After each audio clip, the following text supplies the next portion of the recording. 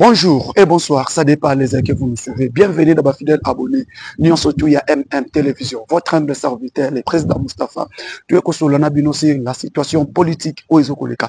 Nakati ya République démocratique du Congo, bande konanga iba congolais, coup d'état raté na niveau Kolwezi. Coup d'état raté na niveau Kolwezi. Kolwezi banga ki ba raté ko assassiner Mokonzi Mboka chef de l'état Félix Antoine Tshisekedi Tshilombo. Pendant azoko inauguré ba ouvrage o ayeko inauguré na niveau ya Kolwezi moko ya ba point autre solana bino awa wanakati ya chaîne na biso magazine MM Télévision ba nyoso to bolandaka mwana mboka président Moustapha na kati ya chaîne na biso MM Télévision. Ne zappez pas, abonnez-vous, partagez, likez l'émission au komikaka M3M TV. Au s'abonner, au partager, au liker l'émission et que ça la biso malamu mingi. Qu'est-ce qui se passe na niveau ya Kolwezi? Ba union surtout au bazana biso na niveau Kolwezi pendant que le chef de l'État séjourne na Kolwezi. Qu'est-ce qui voulait arriver à notre président de la République Félix Antoine Tshisekedi Tshilombo? Parmi ba po tokosola awa yami balé tokosola la binosi carnage na niveau ya ville ya Bukavu et na niveau ya ville ya Goma. Pendant que la République démocratique du Congo se prépare à fêter sa victoire diplomatique au niveau des États-Unis d'Amérique où l'accord des pays devait être signé entre le Rwanda et la République démocratique du Congo. Au moment où je vous parle, il y a eu carnage et Salema au niveau de Kolwezi, au niveau de carnage et Salemi au niveau de Villa Goma et au niveau de Villa Bukavu. Tokolobele yango awa wanakati ya chaîne abiso ya MM Télévision. Deuxième point, Deuxième point, nous allons parler sur sortie médiatique. Il y a le président du MLC, Jean-Pierre Bemba Gombo. Le président du MLC, Jean-Pierre Bemba Gombo, qui a parlé sur l'identité de Joseph Kabila. Sur l'identité de Joseph Kabila, il y a un suscité problème au niveau de la classe politique. Il y a un suscité problème au niveau de la classe politique de la République démocratique du Congo. Il y a eu des gens qui ont commenté, il y a eu des gens qui ont mal parlé par rapport à la sortie médiatique de Jean-Pierre Bemba. Nous allons parler ça ici sur notre chaîne MM Télévision. Ne zappez pas, abonnez-vous, partagez, likez l'émission. Ne zappez pas, partagez-vous, abonnez-vous et likez l'émission. Aimez, commentez, partagez, likez l'émission. Au commenter, au tchelangaï bachem, nakati, il y a émission nabiso ya journal le boza ebele partout bozali. O nyon soto bolinga kangai soki olingi obengangai. Le numéro ya téléphone est affiché sur le banc de l'écran. Numéro est affiché na bas de l'écran. C'est mon propre numéro. Appelez-moi sur ce numéro. Partout bozali oh nyo soto bolingaka ngai bo continuer ko abonner, bo continuer ko liker, bo continuer ko partager ba émission oyoyo lelo bokoyeba nini ezokoleka awa na niveau Kolwezi tozali to sala émission au direct na kati ya ville ya Kolwezi. Vous allez comprendre qu'est-ce qui se passe oyoyo chef de l'État azoko continuer ko inaugurer ba ouvrage, azoko continuer ko inaugurer ba ouvrage na niveau ya Lualaba. Parce que nous sommes ici, le séjour du chef de l'État et aussi la Bokolo. Il y a vendredi, après conseil des ministres, le président va prendre son avion pour des retours à Kinshasa pour se préparer le 15 où l'accord devait être signé au niveau des États-Unis d'Amérique. Kagame a kotisimi tukanae na niveau ya Goma, na niveau ya ville ya Goma. Plusieurs véhicules, batuba bengi ngai, mwana mboka président Moustapha Tomodi, mituka ebele ya Rwanda ekoti. Mituka o ekoti ya ba Rwandais ekoti et kobimisa ba militaire tonini tomoni plusieurs véhicules du Rwanda o ekoti na niveau ville ya Goma et sortie médiatique il y a ministre affaires étrangères au alobi était comment ba publier accord pendant que les documents secrets doivent être gardés, comment ba weli ko publier cet accord ba weli ko publier yango pendant que tozana na ba pour parler. Donc yango moni bandeko, je viens parler de ça. Hier, Tozala qui n'a président de la République pendant que le président Azoko inauguré parce que je suis à Kolwezi. Au Balanda qui n'a lobby, j'ai fait l'émission ici à Kolwezi. Je suis à Kolwezi. Ceux qui m'ont suivi hier, le président Félix Tshisekedi, pendant l'inauguration des ouvrages, il y a un jeune avec l'arme à Kotaki et Mutuana Azalaki identifié. Yango na lobby, félicitations. Na baye o bazo considérer sécurité ya Mokonzi Mboka. Félicitations na baye o bazo considérer sécurité ya Mokonzi Mboka. Na commandant ya juillet, le général major Kabi Kiriza Ephraim, qui assure la sécurité du chef de l'État.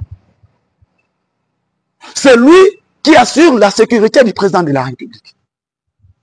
Le général Kabi Kiriza Ephraim, o a dépêché qui ba militaire oyo bazo sala musala na bango kitoko bato bazo ko sime sécurité ya mokonzi mboka kitoko makasi et bokomona na lobaki yango ville ya Kolwezi oyo eza dirigé par un gouverneur madame Fifi Masuka Saïn oyo lelo ba ouvrage o etongami nga moko na moni non bandeko ba inauguration biloko eza tellement ebele na yebi te soki mokonzi mboka ko inaugurer nyonso tout mais je vous dis pendant que le chef de l'État a inaugurer ba prépara qui pour éliminer le chef de l'État physiquement. Ils ont préparé bomoni vidéo ils ont sillonné dans les réseaux sociaux, na Facebook, na TikTok, ba tchéango. Le message a été maîtrisé. Ano yana sac na na mukongo. Azo ya direction au mokonzi mboka azali. Azo na direction au chef de l'État côté azalaki. Azo ya la garde républicaine. Batimbela qui est déjà que Moutouana za suspect na saki azanango. Moutouana za suspect na saki o azanango na mukongo. Balandeliye saki azalaki nango na mukongo lingaki asala opération na ye. Opération na ye alingaki asala. Na saki azalaki nango na mukongo. Il y a eu des armes, des chargeurs. Bah, qu'on découvre mon qui n'a des chargeurs, n'a pas tolki walki. Et nani atinda qui est. Et nani atinda qui est bande konanga ba congolais. On voulait dire anamufunge et anakutoka otolinga kitolela. Et tolela na munoko nini. Et tolinga kito suka ndenge nini biso ana niveau Kolwezi.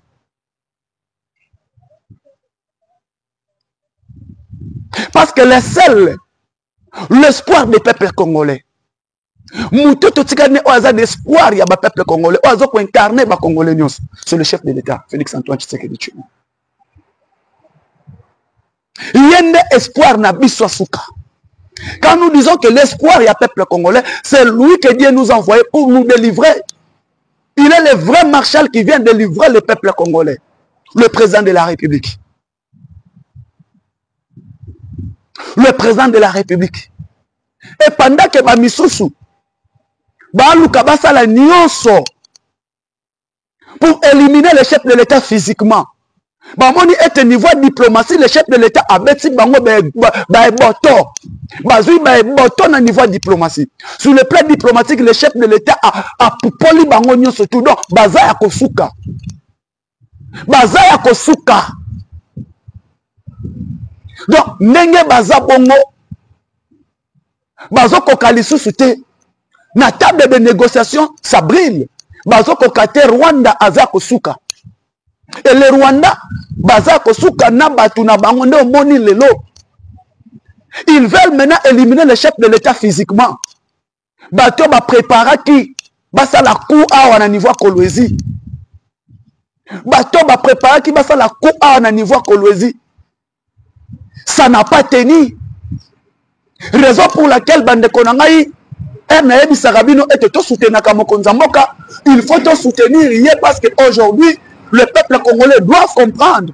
Nous avons qu'un seul président. Nous avons qu'un seul quelqu'un. Il n'y a qu'une seule personne qui défend le pays. Sur le plan diplomatique, sur le plan sécuritaire. La personne qui défend le pays, il s'appelle Félix Antoine Tshisekedi Tshilombo. Il s'appelle Félix Antoine Tshisekedi Tshilombo. C'est lui notre espoir, c'est lui le garant de la nation. Et tant que nous moni, na ba plan o bango bazalaki nango, na ba kuba préparé pour ça l'opération na bango. Et l'opération n'a pas été réussie. Les jeunes ont été arrêtés. De même moment toza awa, bokoyoka makambo koleka. Bokoyoka oye koleka parce que jeunes wana ba maîtriser bakangiye, baligote, batortire, ba vérité et komima ebele. La vérité, bateau bazalaki na bango, bateau accompagné que les gens qui ont préparé ces coups doivent être arrêtés. Tous ces gens-là, ils veulent maintenant quoi? Basimbisa madame la gouverneure touche. Parce que Bamoni, lui maintenant, c'est lui qui protège la vie de Kolosi. C'est lui qui protège la province de Lualaba. Comme elle protège la province de Lualaba, tout ça là est l'eau comme ce qui va arriver. Parce que Bameki n'a pas surtout, ils ont voulu acheter de terre. Na Brazzaville, basala makambokoto, ça ne marchait pas. Accord na na Brazzaville. Et Katani, Aya Koto, ça ne marchait pas. Le messie Mandefou au hasard. Au hasard na niveau Goma, ça ne tient pas. Donc côté qu'on appelle sous Biliaki bango bikoki bango na bango. Yango na lobaki ezata ya nzambe pour na Congo. C'est le temps de Dieu maintenant pour le Congo. Le Dieu nous a envoyé un homme. Nzamba dit pourquoi Tindela Kibiso Angelou Oya Félix Tshisekedi. Moi je l'appelle l'ange de l'Éternel que Dieu nous a envoyé. C'est le Messie. C'est notre Messie que Dieu a envoyé pour nous les Congolais. Félix Tshisekedi, c'est le Messie pour nous les Congolais. Alors nous devons nous soutenir. Partout que vous êtes, tout le monde doit préparer, doit soutenir Mokonzamboka. Pour le lo Oyo, la seule personne au Aye Koloba non à Kagame. Et Moutoye Koloba non à Kagame, Kagame Mazoe Basutena Salanine. Kagame Mazoe Basutena Salanine. Nyonso Kagame Mazoe préparé et ça voit l'échec. Yango Nazo le Baba Kongoman. Biso nyonso tout au téléma. Bande konanga besoin na Est. Mes frères de l'Est, là où vous êtes, levez-vous comme un seul homme à bas la paix. Pour le moment, je le sais, quand il y a la victoire diplomatique pour le Congo, il y a toujours un carnage qui se passe à l'Est.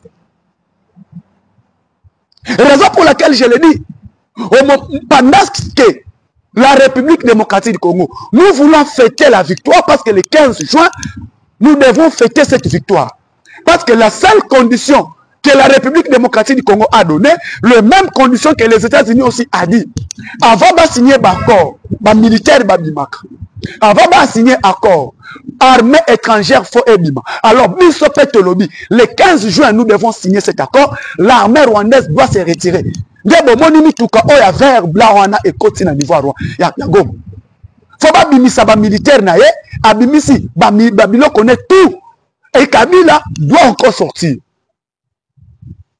Et soit, bakutani na mobile, mbinga mobile, mutoye bioloba, mutoye bio défendre mboka. Congolais de père et de mère, de papa et de maman.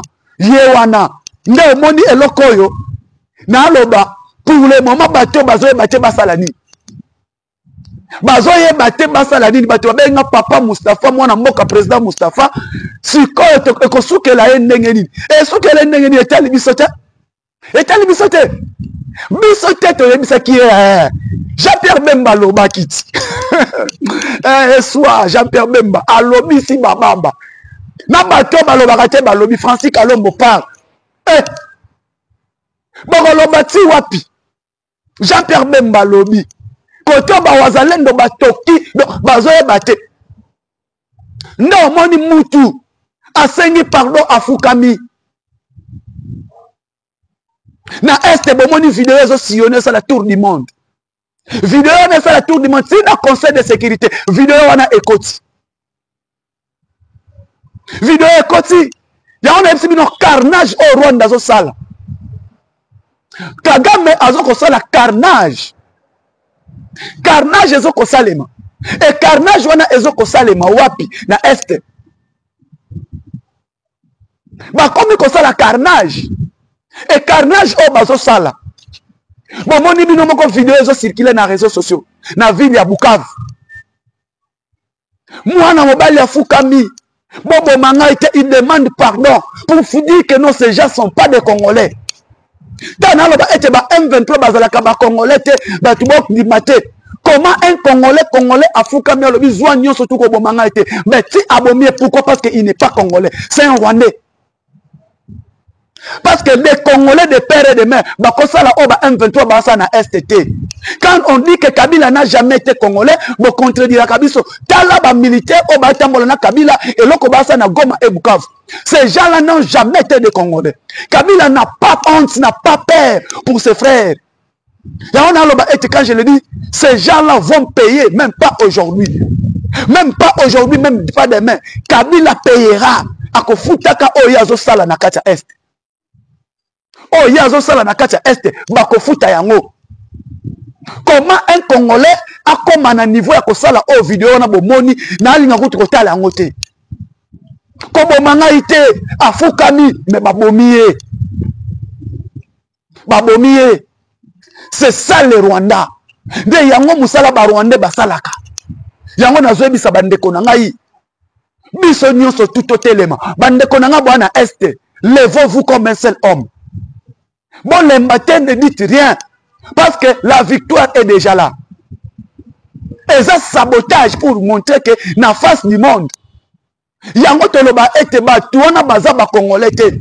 Batu bandimaka te, je le dis et je le répète. Les 2 345 000 km² ya Congo. Et kozalaka jamais une partie ekende wapi. Jamais au grand jamais. Tozaka na mboka na biso. De l'est à l'ouest, du nord au sud, le Congo reste un et indivisible. Même Basali Nyonso, même pas aujourd'hui, ceux qui vont ressusciter, qui vont rester dans ces pays, le Rwanda payera un jour. Donc, pendant Nakutu, on te signé accord, après Yango, to kati ba frontière. To limiter ma frontière. Jamais au grand jamais. Et loko to somba na Rwanda et ko tasu na Congo te. Et loko ezalaka na Congo ke na Rwanda et ke soute. To sukani wana. Parce que ce que Kagame fait aujourd'hui,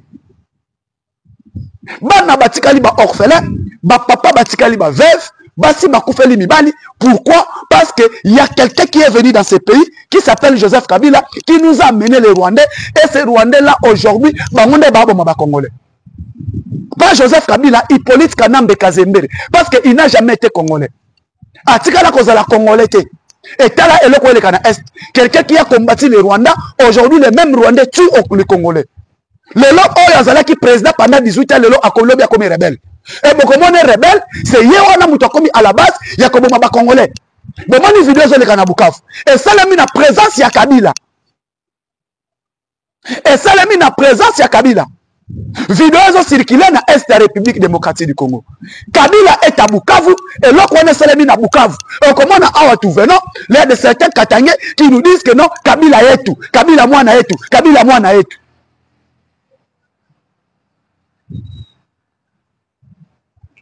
Ce qui se passe à l'Est. Hein? Bon, on a Kabila qui tue les Congolais, Hippolyte Kanambe Kazembere, qui n'a jamais été Congolais. Ici au Katanga, les gens qui disent Kabila moi na est tout, Kabila Anadjen, Kabila est tout. Voilà ce qui se passe à l'Est. Présence naïe. C'est lui le commanditaire, c'est lui le colonel en chef, c'est lui le général en chef. À ce moment, mais Tozo Zelaye, Kourande Bazota Laye, Tozo Zelaye a Kitananjini, Yaka na Kinshasa. Nous attendons Kabila venir à Kinshasa. Zou avion Kitananjini. Carnage ezoleka. Et carnage wana batuba mutozo mona yango. Tout le monde voit ça. Aleboye bisabiso que non, Kabila c'est votre frère. Bandoki. Les diables de Tasmanie. Quand on dit que Kabila n'a jamais été congolais, c'est quelqu'un qu'on a préparé par James Kabarebe. James Kabarebe va préparer à diriger Mboko. C'est le produit, il y a général Kabarebe. Kabarebe va préparer parce que moi je l'ai dit. Comment est-ce que quelqu'un qui a tué ton père, Mato Babomi Papa Nayo, Bato Basali était Mouzé Akoufa, soi-disant c'est ton père. Les mêmes gens qui ont tué Mouzé, Joseph Kabila tué devenu propre ami Nabango. De James Kabarebe, de Azarias Rouberwa, de tous ces gens-là. Et voilà les conséquences aujourd'hui. Yango Moni na Lobaka, à tout temps je le parle, je le répète, mes frères congolais, Tolongolam Likambo, Yaba ethnique Nabiso, Tolongolam Likambo, Yaba tribu Nabiso, ne parlez pas des tribus dans ces pays. Pour le moment, arrêtez avec quelle tribu, arrêtez avec quelle ethnie, parlons du Congo. Parlons du Congo. Notre pays, notre dénominateur commun, c'est la République démocratique du Congo. Le dénominateur commun, il y a bisognon surtout, c'est le Congo. Donc, et puis, ça n'a qu'à tu es de quelle ethnie, tu es de quelle tribu. Non. Nous parlons d'ethnie, nous parlons de tribu, oui. Mais parlons d'abord de notre dénominateur commun, qui est la RDC, la République démocratique du Congo. Le pays de nos ancêtres. Réalité, tous vivre les lots. Bah, Congolais. Oh, photo yeba. Parce que le Congo, notre pays, Dieu nous a donné un pays riche. Dieu nous a donné un pays, un beau pays. Pays où ezana eloko moko toko kagola yango. De est à l'ouest, ezana nyonso. Nzamba pesi biso mboka o ezana ba mai. Nzamba pesi biso mboka o ezana bomengo. Nzamba pesi biso mboka yana nyonso. Mais biso moko ba Congolais, tozana conscience te. Je l'ai dit, il y a certains des Congolais qui n'ont pas cette conscience de protéger ces pays. Alors aujourd'hui, au monde a côté d'insulter Félix Tshisekedi. Or, c'est la seule, l'unique personne qui a déboulonné le système dictatorial à Congo. Moutoua qu'on ravire, quelqu'un qui cherche à ravir ces pays, pour botola yango, na maboko ya bapaya, na maboko ya bangunia, et bupaya yango, o bachela qui sont président. Quelqu'un qu'on a mis ici par Kagame président. Quelqu'un que Kagame, quand Kagame parle, non, moyen est aloba ezate. Mais le lom Moutouana, il est déboulonné par Félix Tshisekedi. La diplomatie, il y a Félix Tshisekedi. La diplomatie a Félix Tshisekedi et ça lui était le lom Mandefo Akima. La diplomatie a Félix Tshisekedi et ça lui était le lom Kabila, le lom Kagame, l'homme fort, il y a Grand Lac. Quelqu'un qui se prenait le roi du Congo, il dirigeait le Rwanda, la RDC. Il s'appelle Kagame. Aujourd'hui, cet homme, Azali Banda Mboka. Et voilà maintenant. Papa Moni ne s'en tient pas, maintenant il faut tout ça la carnage. Il faut qu'il y ait un carnage. Tout ça la carnage pour tout la kisaï. Et le lot, il n'y a rien à dire. Tala et le Kouelekana Est. Vous allez comprendre que non, Kabila n'a jamais été congolais. Kabila n'a jamais été un Katangé. Et mes frères du Katanga, qui disent à tout moment Kabila est tout.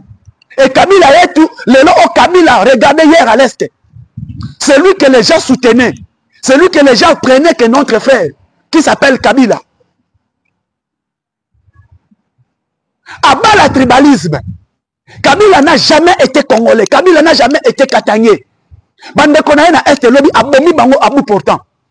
Il a tué des Congolais à l'Est à bout portant. Kabila voulait amener, diviser les Congolais du Katanga. Kabila cherchait à diviser les Congolais. Oh Katanga et tout. Oh Katanga et tout. Nous tous nous sommes des Congolais. La constitution congolaise nous dit, dans l'article 30, tout Congolais est libre à confondre Bissika lobby, à Lingui. Côté comme maintenant, moi je suis Moukongo, moi je suis Katangé, moi je suis quoi? Non! C'est pas ça le Congo. Il y a moitié le monde Batangi Sakibiso. Et pourquoi? Parce qu'un Rwandais qui est venu au Katanga, qui s'est fait Katangé, il est venu pour diviser les Congolais avec un Zambé qui s'appelle Katumbi. Et comme Amoulou Bafan de la Katanga, moi je suis ici, je suis au Katanga. Je suis Congolais. Je suis du Congo central. Nazana Katanga, Nazana Moka Nangai. Naza Mouluba na okekofanda na Katanga naza Congolais. Naza Katanga na kofanda na Kasai naza Congolais. Mais moutoye ko diviser Batouana, c'est Katumbi qui est un Zambien, ayena un Rwandais Kabila, baeba loba ete non, nous, et comme qui Katanga yetu, et Kakongo yetu, oh nini yetu, et l'okwana to lingangote. Nous ne voulons pas ça. C'est ça Kabila, diviser les Congolais pour régner. Il voulait diviser les Congolais pour régner. À cause de la mitou, il y a des Congolais division. Mais Fachi Eraye a lobé loko e simbate. Fachi Eraye a lobé loko e simbate. Voilà quelqu'un qui porte la vision du Congo. Fachi Eraye a lobé loko e simbate. Pas question, pas de tribalisme. Le lo oyo, un juif zambien, yewana. Pendant que tu signé accord, Moïse Nyarugab, Azaria Suruberwa, Claude Nyarugab, Moïse Nyarugab, Azaria Suruberwa, qui encore Katumbi, tout consort Kamitatura, Moutoti le Toye Bakate, moi Nabilaka Mabe. Kamitatu Olivier, quelqu'un qu'on ne connaît pas, moi Nabilaka Mabe, papa moi Mwindu, maman Mwindu, Mabota Mamundele. Tu as habité, tu as cette nationalité.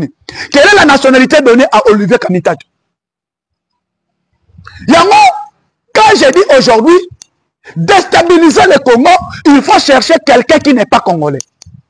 Aïe, Lipasa, Jean-Pierre Bembalobi. Jean-Pierre Bembalobi, si c'est vrai que non, ce que Jean-Pierre Bemba a dit c'est faux. Présentez vos arguments. Démontrez-nous dans vos arguments solides. C'est comme ça un intellectuel réfléchit.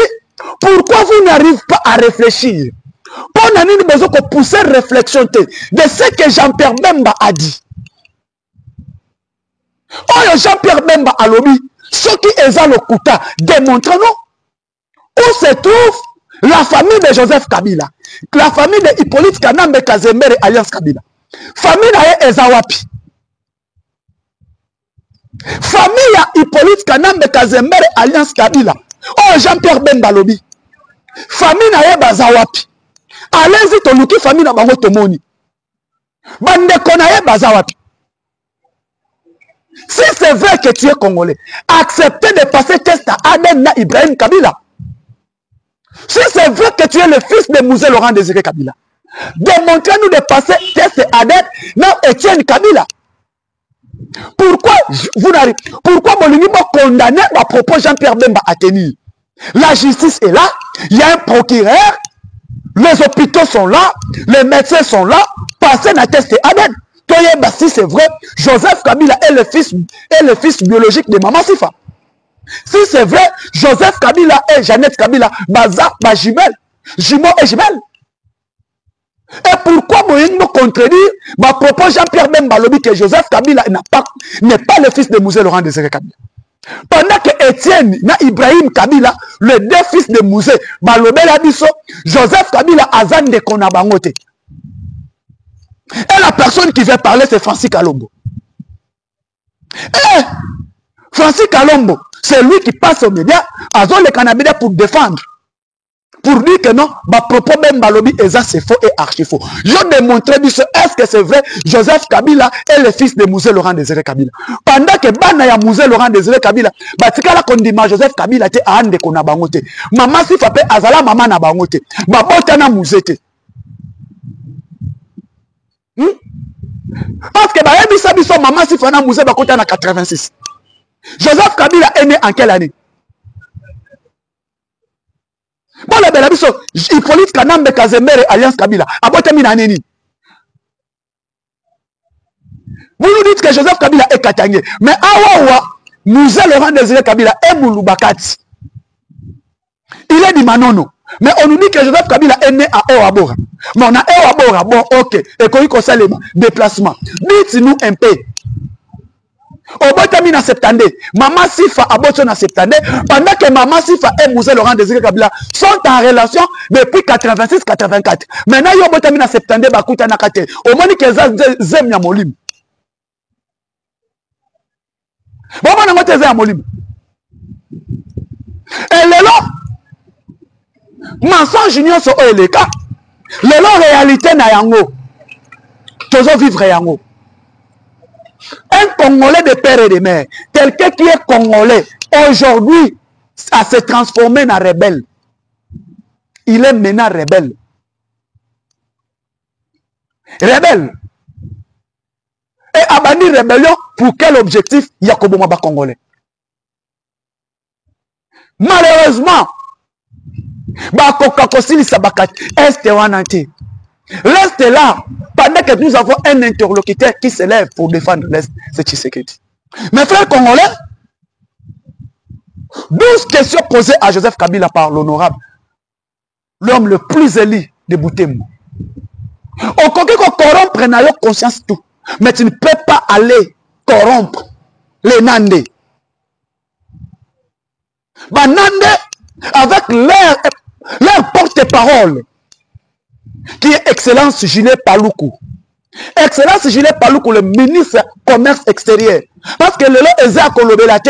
Quand nous voyons dans tous les secteurs du gouvernement souminois, La personne qui a réussi à relever les défis dans le secteur naïe au Asali, il s'appelle Excellence Honorable Julien Paluku, le grand notable de Nord Kivu et de Butembo, le plus élu à la province de Butembo, le président, il y a parti qu'on appelle BIREC, Bloc Uni pour le Bloc Uni du Congo. Et le président Julien Paluku, on a dans le banca été, c'est l'homme pour Kabila, ce qui Kabila lelo a continué à mboka oyo. Moutaliboso Kabila koluka a éliminé ce Julien Paluku. Ce qui Kabila continue à mboka oyo a réussi qu'on renverse le régime. La première personne Kabila a koluka a éliminé c'est Julien Paluku. Julien Paluku, pourquoi? Parce que Julien Paluku, c'est le sentinelle. Il y a Butembo, c'est le sentinelle. Il y a Nord Kivu. Julien Paluku, pourquoi? Parce que Julien Paluku, il est à Kondima ko trahira kate. Shit, il y a Butembo. Julien Paluku, pourquoi? À Kondima ko trahira kate le Nord Kivu. Julien Paluku, il était gouverneur de la province de Nord Kivu. Julien Paluku, il était maire de la ville de Butembo. Julien Paluku, bourgmestre, Julien Paluku a relevé à Mati. Aujourd'hui, il est professeur d'université. Le long a commis ministre à commerce extérieur. Julien Paluku parcours naïe et Zakaya Pembe. Il a un parcours, cet homme. Et cet homme de Julien Paluku, partout où le chef a tigné, quand le chef lui envoie dans ma mission, il défend la République, la manière dont le chef lui a envoyé. Et le long, regardez, il fait la fierté de notre pays, la Chine. Paluku fait la fierté de notre pays, la Chine, ensemble avec Thérèse Kaikwamba pour défendre les intérêts du Congo. Et raison pour laquelle Kabila, il voit que cet homme c'est un danger pour lui. Il a posé 12 questions à Kabila. Est-ce que Kabila a réussi? Est arrivé à répondre les questions que Paluku lui a posées? Non. Et cet homme de Julien Paluku, ministre du commerce extérieur, à côté du ministère Wana, il n'y a pas de charroi automobile. Il a relevé le défi, il a acheté. À côté du ministère Wana, bah détournement et qui va transportement. Paluku vient, il dit non. Après il m'a transportement, tout se paye à la banque. Paluku, à côté du ministère du commerce extérieur. Aujourd'hui, je vous parle. Paluku a relevé ce ministère du commerce extérieur. Voilà maintenant, allez-y en Chine, on parle du Congo dans le commerce extérieur grâce à cet homme de Julien Paluku. Allez-y aux États-Unis, il est allé défendre la République démocratique du Congo, dans mon bétail minéré en Californie. Partout il passe dans l'Union européenne, il est allé, il a parlé, il a relevé les défis et le Congo partout. Vous sentez que non, il y a cet homme de Julien Paluku qui défend la République démocratique du Congo. Raison pour laquelle je l'appelle l'homme de changement des narratifs. Il s'appelle Julien Paluku Kako. L'homme le plus élu de Butembo. La chouchou de Butembo. Moi, Nord Kivu, Oba Congolais, nous sommes tous balingaka. Raison pour laquelle, pour lui, Kabila, à mon avis, c'est un homme dangereux. Raison pour laquelle, l'homme a protégé ce Julien Paluku. Nord Kivu. De soutenir. Tolongo wana ba Congolais, lelo tomoni esengo, to soutenir mokonzi esna esengo nyonso. Tana tala, ba défi oyo, Excellence Doudou Fwamba Likunde Libotaï azoko relever. Il est en train de relever de grands défis au sein du ministère des Finances. Et le ministère des Finances, aujourd'hui nous avons l'argentier de la République. Et cet argentier de la République qui s'appelle Doudou Fwamba Likunde Libotaï Excellence. Voilà le travail. Aujourd'hui, l'FMI et la Banque mondiale, bandimi ba pesa Congo 1,5 milliard de dollars. Pour na kotonga barrage Inga 3. Et barrage Inga 3 sous coaching il y a Premier ministre, sous la coordination il y a Premier ministre, coaching à chef de l'État, coordonné par Madame la Première ministre, le ministre de la Finance Tomoni Moussala Oyoyo a sali pour que ba relever ya ba défi wana eleka. Pendant que zongi sa confiance ya Congo na niveau ya FMI na Banque mondiale. Ndebo komona ete FMI na Banque mondiale bandimi ko pesa Congo 1,5 milliard de dollars pour un projet ya Inga 3. Et projet ya Inga 3 wana oyo Doudou Fwamba Excellence à défendre na ba institution de Bretton Woods wana pour endima ba pesa biso makoki wana totonga barrage na biso to sili sa inga 3 et bon comment on a été excellence Doudou Fwamba Likunde Libotai pendant que bomonaki asalaki tournée ya ville province ya Kinshasa pendant ko expertise ko sala ba expertise ya ba travaux ya banzela et tikala ko sala matin ministre de finance a telemi abimi atamboli journée mobimba asala expertise ya ba travaux par rapport ya coordination ya mbongo oyo gouvernement akobimisa pendant ko silisa banzela pour qu'il ait un niveau, que ça la banzela à ville province à Kinshasa. Et Doudou Fwamba, excellence Doudou Fwamba, a expliqué l'argent, oh, bazo pesa biso tozo zwa, appui budgétaire, il y a 900 millions de dollars. Oh, bazo tozo zwa Kalaming, Banque mondiale a décaissé déjà, et qu'on permettre à biso ba pesa au moins 147 millions pour relever les défis na ba route union surtout, il y a ville province à Kinshasa. Ndena koyebi sa ba congolais. Merci beaucoup na Mokonzi Mboka. Vous avez fait un bon choix de nous donner un ministre des Finances congolais, quelqu'un qui ne veut pas. Il y a qu'on dépenser bon on a Bouzoba, quelqu'un qui coordonne les travaux. Il y a ville, quelqu'un qui coordonne les travaux, il y a Congo, il y a chantier, surtout parce que le Congo est chantier. Na Kotonga Mboka, vraiment merci beaucoup na excellence. Il y a aussi na Mokonzi Mboka, na gouvernement d'union nationale, il y a renouveler confiance na moi na mobile oyo ministre ya biso ya finance qui s'appelle excellence Doudou Fwamba Likunde Libotai, fils aîné moi na IDPS de père et de mère makila ya IDPS et permettre biso to relever défi oyo mboka ezoko senga parce que le dépassement budgétaire depuis à côté ezalaka société. Vraiment merci beaucoup à tous les Congolais au Basutenaka. Moi na mboka président Moustapha, abonnez-vous, partagez, likez l'émission Tokutani Mokolo Lobi. Ciao, à la prochaine.